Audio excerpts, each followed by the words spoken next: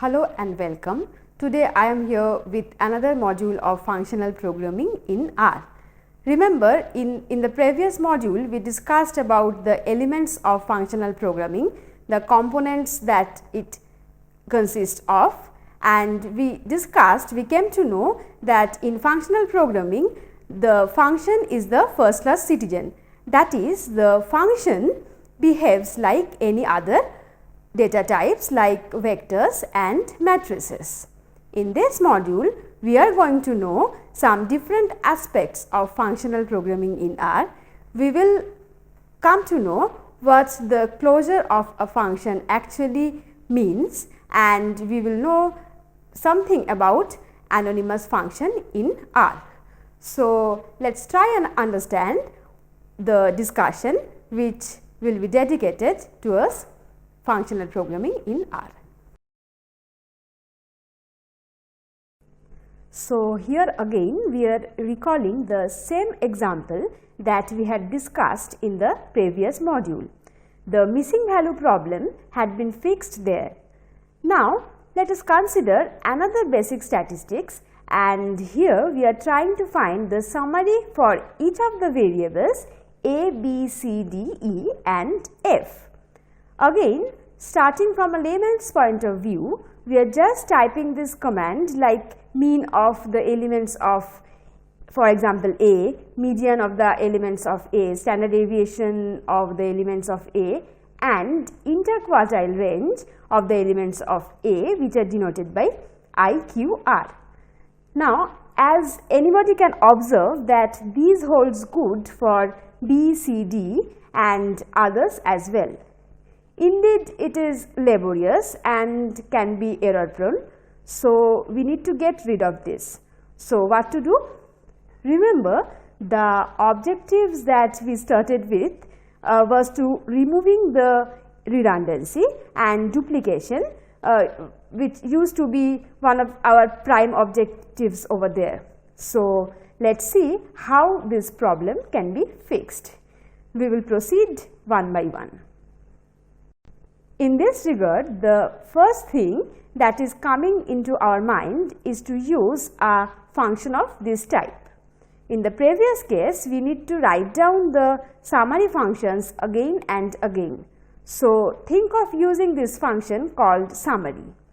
Here, we are writing one single function and applying this for the different columns of the data frame using the Laplace function. So, our purpose is solved and we are getting the same output as it should be. But is this something which with which we should be content with? Definitely not. Why? Because it has some duplication. So, what we are going to do next? Do have a closer look at the new summary function. Instead of typing all these mean, median, standard deviation and interquartile range, that is the IQR, again and again, we can include the function like this and we would have exactly the same output. Here na.rm is equal to true is used in order to omit the missing values only. We would have some detailed discussion on this topic in the remaining part of our discussion. Now, let us consider some more instances of vectorized function. As we all know, it is much faster than the looping structure over a vector and also it is less error prone. So, let us consider this example. Here, the objective is to find the even numbers from the numbers 1 to 100. Now, remember, we have come across this kind of a function in one of our earlier previous modules where we were discussing how the conditional statement, specifically the if-else statement works. There also we started with the numbers from which we are asked to find the even numbers. Then, if it is divisible by 2, we called it as an even number, as we all know. Now, by this way, we got the set of all even numbers from a set of numbers. Here also we are using the same logic and we are getting the values of our x. Now let's have a look at this program. With this vectorized function, we can actually have our required even numbers with lots of advantages. Firstly, looking at the program, you may observe that these requires minimal effort as well as it is less error prone. More importantly, if you compare the run times of the two with the help of the command sys.time, then you will notice that it is lesser in the later case. Like for the first one, the run time was 0.18 seconds, whereas for the later, the run times used to be 0.14 seconds. So the effects will get magnified whenever we have a substantially high numbers to look at. Now it is very interesting to see that R offers us a lot more vectorized function like the paste function, the call means function, the row sums functions, and many more. So by now, we all of us are habituated with the functionalities of this function. So this is how this works. So how does this apply family of functions work here? Think of them one by one. When you apply the Laplace function to any correction, then this will give you actually a list. On the other hand, when supply function is applied to any collection, then the resultant will be a matrix or a vector. Similar things will hold for others as well. So as we know, functional programming always deals with functions which give outputs that depend only on their inputs, not on the program state. Now gradually we are getting into the structural details of functional programming, and here we are starting with the function called anonymous function. In this regard, the first thing that are coming into our mind is, why this name? So let's discuss it a bit explicitly. Consider a simple example. Suppose we are trying to subtract two numbers and we are writing a program for this. Here what we are naming the program as subtraction and then writing it down as a function of x and y. Now if we want to subtract 60 from 100 say, then the subtract function will give us the result. It is very simple. But have a look at the program. What do you think? Are all the parts of the program is necessary? Actually it is not. Unlike if you put the function in such a way that we are eliminating the name of the function and just projecting it as a function of x and y, then we will again come up with exactly the same result. So the question is, why is this happening?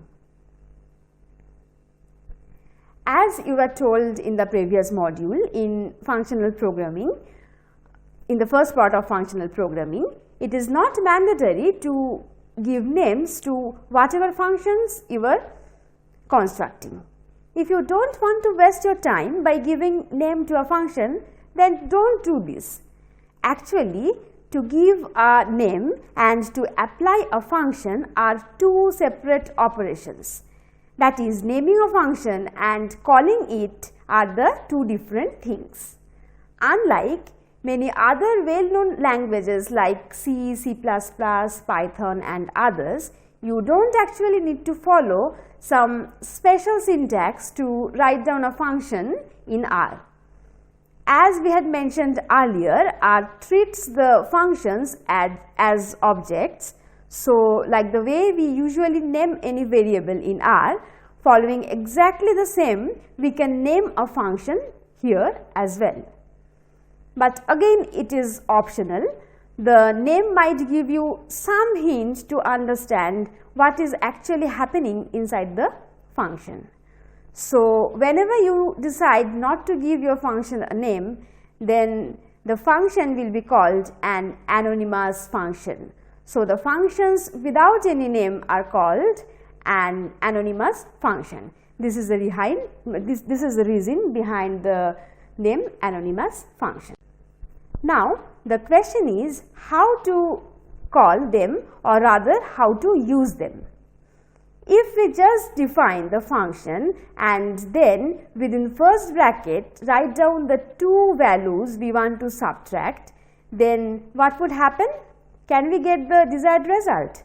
The answer is of course not. Here we need to use two parentheses like the one we had shown here. Here the parentheses are used both to include the function that we have defined and to pass arguments to the function. So, look at the function that are given here. Calling this, we can get the desired result. This would give us the result exactly similar to if we use 160 as the argument of the function subtract that we had defined previously. Now, the function that we just mentioned is very simple. Let us take an example of a slightly complicated function. So, consider this function. Here, we need to integrate the function square root of sin x, the whole thing divided by 2. And here, the range of integration is 0 to 1, that is the lower limit is 0 and the upper limit is 1. So, here the anonymous function is function of x, which is square root of sin x, whole thing divided by 2. So, here we are calling the anonymous function and integrating it over 0 to 1, and hence we are getting the desired result. Like any other normal functions which are there in R, anonymous functions also do have formals, a body and a parent environment. For the anonymous function that we had started with also possess formals, body and environment respectively. Now, let us discuss about another important component of functional programming, which is known as closure. The idea of a closure started with having functions written by another function. So, why this name? This is because they inherit or enclose the environment where they were built. In most of the cases, it might be the global environment, but this is not always true. Now, as they are encapsulated within the environment of its parent, so it is needless to say that they have the access to all its parent variables. So, they can use two sets of parameters. The first of this set is the parameters which are inherited from its parents. These parameters control the operation, and the second of these type is the parameters that it itself possesses. These parameters actually help to do the work that the function is doing. Now, let us write down a simple function which is the sign of any number. This is indeed very simple. So, we are writing down this function f in R. Now, if we want to know the environment of f, then it will tell you that it belongs to the global environment. Now, recall that this is exactly similar to what we had got in case of the subtraction function a little while ago. Now, let us try to do something else. Consider one of the simplest and elementary function, which is mean, and we also know that this is included in the base package. So, if we consider the package environment with the code environment of mean, then it will show you the thing that we had given here. But this discussion does not mean all the functions can be treated as closure. There are some which cannot. So, this is needless to say that these functions do not inherit an environment. These kinds of functions are known as primitives. Consider the sum function. although it looks pretty much similar with a mean function, but inherently these two are not similar at all. If you want to know the environment of the function sum, then this will return you null. Basically, here the internal R function is calling the underlying C code. So, here the actual difference lies. Now, let us recall the subtraction function again, but from a slightly different point of view. Now, let us name it subtraction underscore new. Here, unlike making it as a function of x and y, here we are only considering it as a function of x. Additionally, what we are doing is we are assigning a fixed value of y here. So, let it be 2. So, now our subtraction underscore new function will look like the one which we had given here. Here we want to find the value of the function at 5, suppose. Then the answer 3 will be displayed before us. So, even if the function does not contain any y value within its body, the output is not going to show any error. Now, the question is, why is this happening? The simple answer is that the function is remembering the environment where they were created. Hence, inherently it remembers the y value to be 2, and this is primarily the reason behind not showing any error. Actually, this is possible as the function is declared within the global environment, and therefore, the function remembers all objects bounded to the environment. Now, let us see what happens when a function is encapsulated within another function. Whenever a function is called, what happens is that a new environment is created. The objective of this creation is to support the function's execution. In most of the cases, we often see these environments to get destroyed whenever this function exits. But does this happen always? Obviously not. Then what are the cases when this will be violated? Let us start searching for the answer. Suppose we are defining a function f1 that returns a function, say f2. So, the execution environment of f1 is the environment where the function f2 is created. So, the execution environment of the function f1 is something where the function f2 can take the reference from. So, naturally, the execution environment of the function f1 will not get destroyed as the function f1 exceeds, but it will go along with that time point up to which the function f2 is going to work. So, it is needless to say that the function f2 will remember everything associated with the function f1. So, we can think of this like the offspring will remember everything about the parent even in the absence of the parent. So, let us explain it a bit explicitly with an example. Let us again think of the same subtraction function, but with a hint of difference. Suppose the function f1 is defined like this. Here the y value is given to be 4. This is a function where we need to subtract y from x. Here we are exceeding from f1 function and then defining the function f2 based on f1. But still the value of y is inherited here.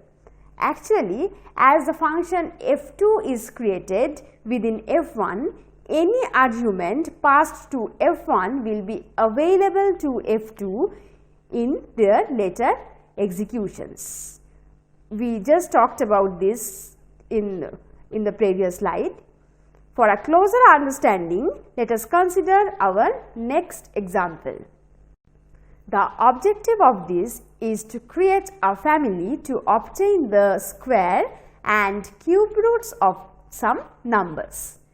Here the parent function is root and the offsprings are square root and cube root. So, using the program that we had given here, we can easily write down the root function as we did here.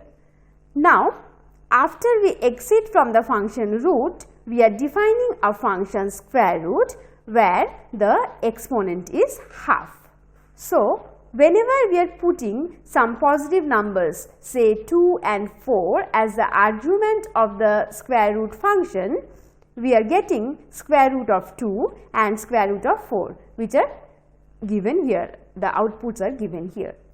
In a similar fashion, the cube root function is defined with the exponent 1/3 and hence we are getting 2 and 3 as the cube root of 8 and 27 respectively.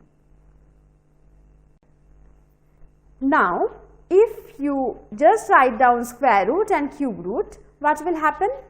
In that case, we will actually have the closures of these two functions, and apparently we can't understand anything from the output. Let's try to find what the enclosing environment contains. Again, just by typing the environment of the functions, you will come up with the one we have shown here. We can see that using as.list we can do this. This is something which will give us more interesting objects. Actually, as.list of environment of square root will give you the exponent 0.5, and similarly as.list of environment of cube root will give us exponent 0.33. Another thing that you can do here is that using the PRWire library. We had used this in earlier discussions. We can use this with the unenclosed function. So, let us see what happens here. Actually, what is happening here is that the function replaces variables defined in the enclosing environment with their values. That is why here we are getting x to the power half and x to the power 1/3 within the body of the function. Now, look at this root function. Here the parent is root and the offspring is 0. Have a closer look at the two outputs. Here it is clearly visible that the parent environment of a closure and the execution environment of the parent function are actually the same. These closures are helpful in many cases that we will discuss later. So, from this discussion we came to know some different aspects of functional programming in R, like what closure of a function means, what actually is anonymous function and how we call it by this name, and so on. In the next module, we will continue the discussion of functional programming in R, where we will see what the mutable state actually is. We will discuss about some lists of function, and with the help of some example, as we did in this module also, we will show you how functional programming works. So, let us stop the discussion and let us continue it in the next module.